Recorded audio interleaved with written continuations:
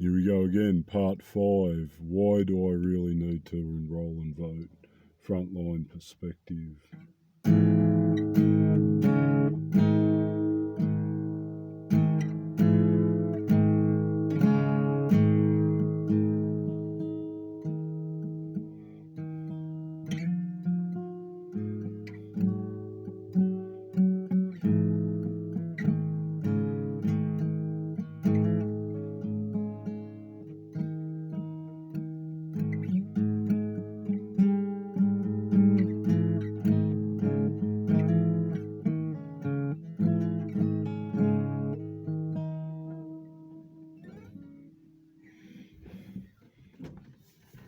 So to go on, we get into the media part of it now with the digital identity framework, trusted digital identity framework, and how the innocuous sounding Department of Home Affairs is actually one of the pivotal data gathering and surveillance agencies of the Australian government. And it now combines, it uses its access to your enrolment electoral roll details, and obviously every time you vote those things are updated. You'll see actually how often the information is updated in the system now. That's scary in itself, that they're keeping such a close track on individuals, just on a general basis, on a broad scale. It would only be at one time that individuals that were suspected of crime would be surveillanced to this level. Sort of all criminals now in the eyes of the government corporation. So let's, without further ado, in the last presentation I read out, or actually I think it was in the second, I did read it out in the last presentation, but it was from part 2, where you see that the ASIC, Australian Securities and Investments Commission, also has access to the enrolment electoral roll and information and data directly from the AEC, Australian Electoral Commission. But they will now be accessing that through the first of the new centralised digital identity framework databases that also has a trusted digital identity framework or system compliant identification front end access. Right, so I'll read that information out to you. But you find that because of security, basically the Australian version of the Security Exchange Commission has access to that. It's not surprising to find that the ATO also has access to it, right? So this is screenshotted. This is the more voluminous version of what I screenshotted from the ATO site. Plus, I also have the PDF of this information, which I downloaded directly from the ATO site, which hopefully will open up for you so that you can see it. So you can download this directly from the ATO site. And what does it say? Electoral roll data matching program. Oh shit. Commonwealth electoral roll details matching data program protocol. And then you go through at a glance, program objectives, how data will be used, data related matters, data providers, data elements, number of records, data quality, whole shitload of hyperlinks, public notification of the program. You find most of this stuff is actually notified through the government gazette. Right, how many of you are actually following the notifications that appear in the government gazette? Because that's how they've been notifying the people of the contract offers that they've been putting out. All of these contract offers, which we've been complying with, most commonly through tacit acquiescence, because we've either haven't been aware or we haven't made ourselves properly aware of the nature of the contracts that are being offered, or we've chosen to be unaware. But that's not a by your silence you actually acquiesce into a tacit contractual agreement with the person who has made the service available, or the corporation, I should say, who has made the service available. So that's where a person can be used in a dodgy sense under under legal definitions. Anyway, you can see that this is, if you want information about this, you can just download that PDF and that'll give you their spiel on it. But you can see exactly what it is. Let's go back. Close those. So that's coming straight out of there. Just need to flip this around again.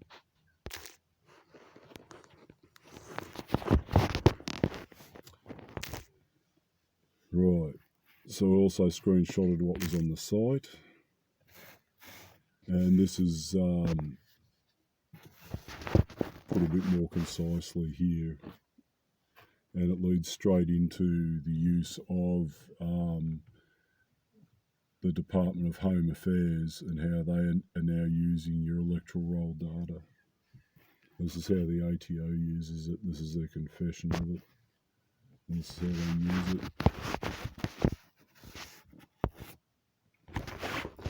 Data matching and user agency, Commonwealth electoral laws and associated regulations require or permit the AEC to make information available to nominated government agencies, political parties and members of Parliament. In this data matching program, we are the matching agency and sole user of this data set. The electoral laws and regulations permit us from sharing this data with anyone else. We obtain the following information from the AEC on an ongoing basis: name of the registered voter, residential address of the registered voter, sex of the registered voter, birth date of the registered voter, occupation of the registered voter. And listen to this, so that obviously the AEC collects more than that data on you, right? If some third-party corporation is creating such a comprehensive database on you where they're even taking a device fingerprint, they called it, and including that in their data set, what else has the AEC got on you? Well, it obviously has something else, because the ATO says here, if the electoral laws or regulations are amended to permit the AEC to provide us with additional information, we will update this list. Right? So there's more information that they can get. They're just waiting for the laws to be amended. Each quarter, we obtain approximately 15 million records each quarter. Right? That's how that's how current the updates are. They report on you quarterly, and they examine that and obviously sort and extrapolate that information for every individual. 15 million records, all relating to individuals. Every quarter that gets processed by the government, by the ATO, by the AEC, and also by Department of Home Affairs. So that's probably the minimum processing. And that's on a broad scale, man, 15 million records. That's not like looking at the identities of a couple of individuals, or a group of people. That's a broad scale. Mass surveillance. Data quality based on the acquisition and use of data previously. We know the data is of high quality, so it's well trusted. That's one of the signifiers within the trusted digital identity system. It's trusted by the government as being accurate. accurate information, high quality data. Data will be transformed into standardised format and validated to ensure it contains the required data elements prior to loading into our computer systems. We will notify the public of our intention to undertake this program by publishing a notice in the Australian Government Notices Gazette in the week commencing 11 April 2016. So this is how long they've been working on this shit, man. And most people knew about this back then. It was made public knowledge and most people just accepted it as a matter of course. I mean, fuck. But then you'll see just how much this ties into the new digital identity, trusted digital identity framework, which will be very much an issue regarding the new republic too, how we transition into the new republic. Can notify their elements of their participation in this program and provide written materials, blah, blah, blah. So this is actually the notice as it would appear in the Gazette. So how many of you have been watching the Gazette to see what they've been doing to us? All the contract offers, as I said before. Commissioner of Taxation, notice of a data matching program, 2016. Fuck. The Australian Taxation Office will acquire details of registered voters on the Commonwealth electoral roll view from the Australian Electoral Commission. This data will be collected on an ongoing basis and is refreshed every 3 months. Right, and it goes on. Now we get to another person, another corporate entity, government department,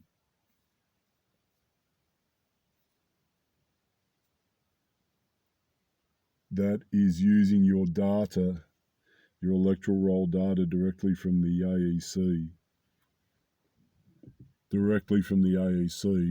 to create one of the first of the centralised trusted digital identity framework databases and data verification, identity verification front ends or providers. It is actually a provider as well as being a database.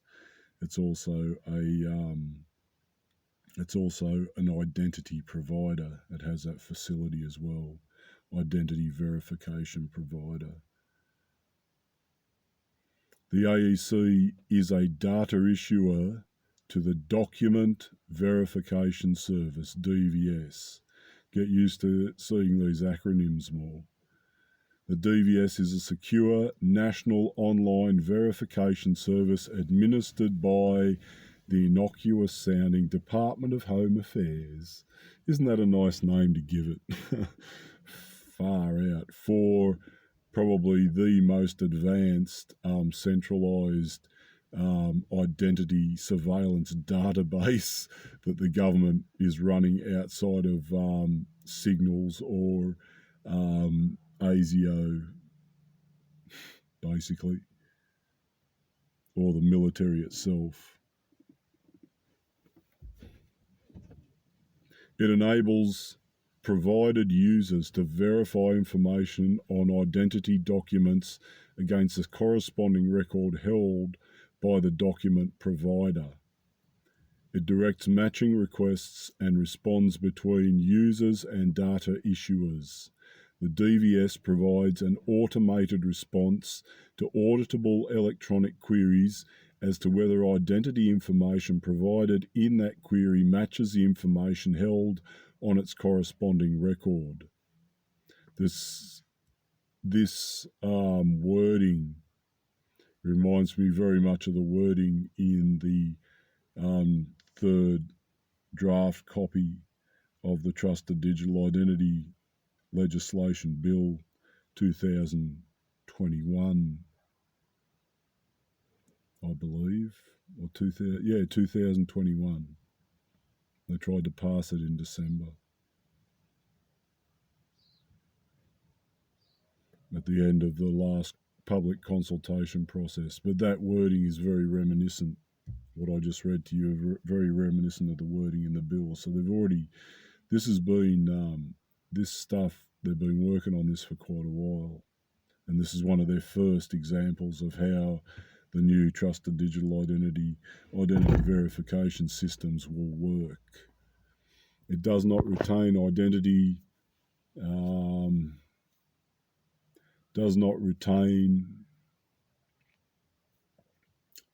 information once a request or response has been sent. That's another provision of the Trusted Digital Identity Bill. Private sector organisations currently receiving extracts from the Commonwealth electoral roll from the AEC for identity verification purposes under Money Laundering and Counter-Terrorism Financing Act. I'd like to get a list of those. Should make that an FOI inquiry. 2006, or the Financial Transactions Reports Act. So there's another place they got at your information through. 1988 will transition away from this arrangement. The Department of Home Affairs will administer all future access to the electoral roll via the DVS. So there's your centralisation under the new Trusted Digital Identity System, which is set to be part of a globalised, standardised identity and surveillance system. Control. Surveillance and control. Because it's linked to everything, man. It's linked to everything. You see how much the corporate systems were linked to your IP address, your fucking credit card and debit cards, right? Don't have to be a genius to figure out what they're going to end up doing with all this shit. All inquiries about the DVS should be directed to idmatch.gov. I believe I got some screenshots from there. I did. I went to idmatch.gov, as you can see from the address at the top, and just got some more verification, what the spiel is there. The document verification system, DVS, checks whether the biographical information on your identity document matches the original record. The result will simply be yes or no. The DVS does not check facial images. Now, I want you to take heed of that, because they immediately contradict themselves about that in a very real way. So it sounds like it's really cool, man. It reveals the least amount of information about you, but someone's got all that information, right, in order to perform the verification process. And it says, does not check facial images. Oh, yes, thank you. Thank you for being so kind to us, fucking scrutinising arsehole system. But just wait and hear what it has to say in a minute. There are currently 14 different identity documents that can be verified through the DVS, including birth certificates, driver's licence, Medicare cards. Currently, the face verification system, FVS. So you've got the DVS and the FVS, DVS FVS. Fuck, man. Right? So currently, they've already got this facial recognition system, right, that they're already using, the FVS. Although it says, no, we're not going to use, does not use check facial images. But out of the 14 documents that they can identify, it says currently they do have a facial verification system, can only be accessed for immigration documents, visa and citizenship, and passport. So those are part of the 14 documents. They just lied to you back there, right? They do check facial images. I'll just move you out of the way. States and territories have agreed. Oh, look at this. If they're not interested in facial images, why this? States and territories have agreed to provide driver's licence images under an intergovernmental arrangement signed by the Council of Australian Governments in 2017. Tasmania, Victoria, surprise, surprise, and South Australia are the first states to provide their data, with others to follow in a phased rollout over the next 2 years. The DVS, man, has now got your driver's license image as part of its database as well for facial recognition matching, which it already has a facial verification system, which it now uses to match 3 out of the 14 documents that it says that it can currently verify, which it said it didn't use facial images. Didn't do facial image checks on identity documents. It's fucking contradiction, man, from there to there. And certainly in there, why, if they don't want to use facial recognition, why did they want all of our driver's licenses and get them too? They got them. They fucking got them. The identity matching service also helped prevent identity crime, PDF. You can download that, one of the most common crimes in Australia. Their justification for all this scrutiny and surveillance and invasion of privacy of the people of the Commonwealth of Australia. Law enforcement agencies, so you wonder why it's so easy for the fuzz to scrutinise you, can use a service to identify a person or detect people using multiple fake identities, but only under strict conditions. Yeah, which conditions were relaxed after this document was produced, man. If this is current with 2017, right, as it seemed to indicate back there, the restrictions on police have been eased back quite a bit, especially under the level of access that they've been able to gain under the Identify and Disrupt legislation, I should say, that was enacted in October of 2021. The identity matching system cannot be used for real-time monitoring. What, like it won't use facial recognition?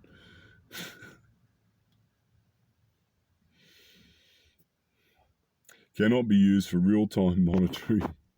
So they tell you what they're using it for by telling you what they're not using it for. For live facial recognition of people in public places, sometimes referred to as mass surveillance. Well, if this whole system is not fucking mass surveillance, man, I really don't know what is, right? And they're telling you they will eventually bring in identity matching services that can be used for live facial recognition of people. The police will be wanting that. The enforcers, man, the corporate enforcers will be wanting that.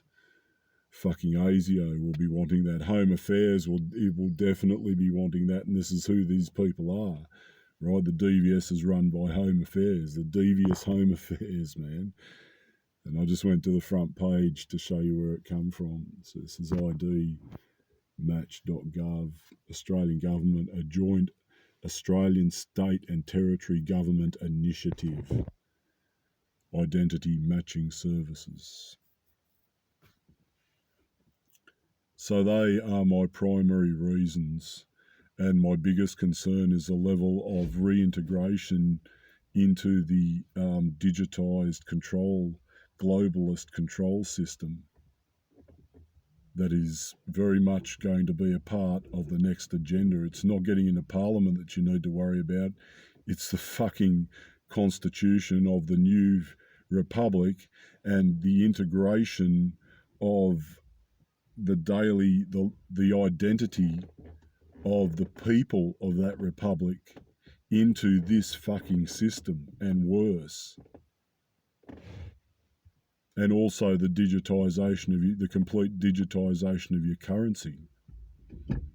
The last illusion of any vestige of actual physical wealth that you might have is going to be completely stripped from you, and you will be made to deal with a completely virtualised money system, right? So you moved away from gold, real gold, in your money as part of the currency fucking standard. And then you moved to paper money that was representative of gold, and stocks and bonds that had to be backed by real gold or silver. And gold and silver and even copper were in your fucking currency. They were actually physically in your money. They had to be constitutionally. The Constitution has some very clear things to say about that. The Australian Constitution, as does the American Constitution. Debts are to be paid in gold and silver, man. So either, yeah, that presents a very interesting question too. So at this point, yeah,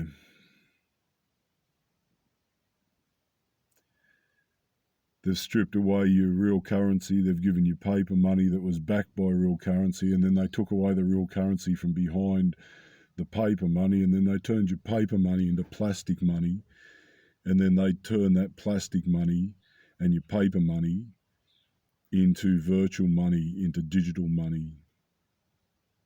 And now they're going to take away the last vestiges of the paper and plastic, and you will be a completely virtual individual as far as they're concerned, because your money has absolutely no fucking real wealth in the real world, right? The only place it only has abstract value inside a virtual system which is run and controlled by the corporations and the globalist elites. That's how they view you now, of absolutely no worth. You have no representation monetarily in the real world if you comply with the virtualized fucking monetary system that they want to bring in. So that is why I'm staying well clear of the AEC and anyone associated with it or wants me to comply with its agenda with Voter 2030. No, thank you.